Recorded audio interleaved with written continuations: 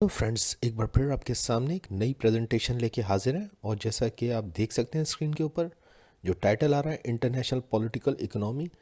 ठीक है जी, मैं हूं Mohammad Naufal Safan, belongs to sir Naufal's academy. और अगर आपको मेरा ये वीडियो पसंद आ रहा है तो प्लीज़ लाइक और सब्सक्राइब करना नहीं भूलिएगा। अक्सर स्टूडेंट्स को ये समझ नहीं आता कि इंटरनेशनल पॉलिटिकल इकोनॉमी होती क्या है।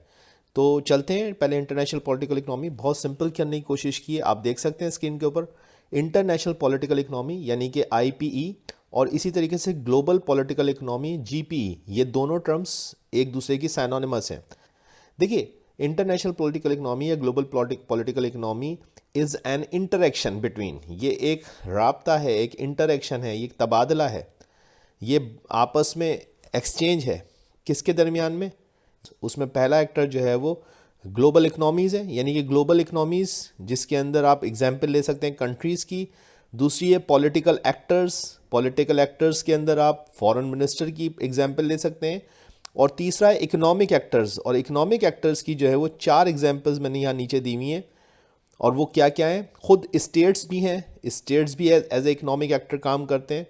दूसरी तरफ जो है वो कंपनीज़ हैं जिसमें एमएनसीज आ जाती हैं, स्पेशली जैसे गूगल है, सैमसंग है, टोयोटा है, तो ये मल्टीनेशनल कॉरपोरेशंस कहलाती हैं। इसी तरीके से फाइनेंशियल ऑर्गेनाइजेशंस, ये तीसरा एक्टर है इकोनॉमिक एक्टर। ठीक है, हम बात करें इकोनॉमिक एक्टर। इकोनॉमिक एक्टर में पहला हमने पढ़ा स्टेट्स, कोई भी कंट्री हो सकती है, इंडिया, पाकिस्तान, बांग्लादेश, कोई भी कंट्री हो सकती है, अमेरिका और फ्रांस, कोई भी हो सकती है। दूसरा एक्टर जो है इकोनॉमिक एक्टर, वो गूगल, सैमसंग, टोयोटा, मैंने इसकी एग्जांपल्स दी हैं, एमएनसीज हैं।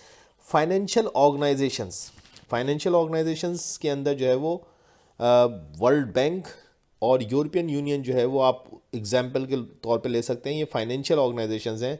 चौथा जो है एग्जाम्पल इकोनॉमिक एक्टर्स की, याद रखिएगा इकोनॉमिक एक्टर्स की जो चौथी एग्जाम्पल आ रही है वो इंडिविजुअल्स हैं। अब इंडिविजुअल्स में कौन कौन आ सकता है? तो इंडिविजुअल्स के अंदर कोई फैमिली आ सकती है। फॉर एग्जांपल शरीफ फैमिली जो है वो एक बहुत बड़ा बिजनेस फैमिली के अंदर नाम है, मैंने ऐसी एग्जांपल ले ली है। कोई भी ऐसा ग्रुप जो कि फैमिली के तौर पे काम कर रहा है, तो वहाँ पे आप उसको एक समझने के लिए, कंसिडरेशन के लिए आप ले सकते हैं। इसी तरीके से any firm like Adamjee insurance Pakistan के अंदर, ये भी एक एज ए इंडिविजुअल जो है वो इकोनॉमिक एक्टर के तौर पे इंटरनेशनल अरीना के अंदर काम करेगा। प्राइवेट बैंक्स हो सकते हैं, जैसे पाकिस्तान में एलाइड बैंक है, तो ये सारे के सारे इंडिविजुअल्स के तौर पे आप इसको कंसीडर कर सकते हैं। ये सारे के सारे इकोनॉमिक एक्टर्स हैं। मैं फिर रिपीट कर दूं कि सारा का सारा क्या मैं बता रहा हूँ, मैं आपको इंटरनेशनल पॉलिटिकल इकोनॉमी बता रहा हूँ। इंटरनेशनल पॉलिटिकल इकोनॉमी क्या है? दरअसल इंटरेक्शन है, एक दूसरे के दरमियान लेन देन का इंटरेक्शन है। किसके दरमियान में? ग्लोबल इकोनॉमीज़, जिसमें मैंने आपको कंट्रीज़ बताया। पॉलिटिकल एक्टर्स, मिसाल के तौर पर फॉरेन मिनिस्टर जो हैं वो जाते हैं, वो इंटरेक्शन करते हैं, मुल्कों के दरमियान बातचीत करते हैं, ट्रेड के हवाले से कुछ ना कुछ जो है मुआहदे होते हैं और लेन देन होता है, लिया जाता है, दिया जाता है, कुछ बेनिफिट्स लिए जाते हैं, कुछ बेनिफिट्स दिए जाते हैं। ये सारा का सारा इंटरेक्शन है।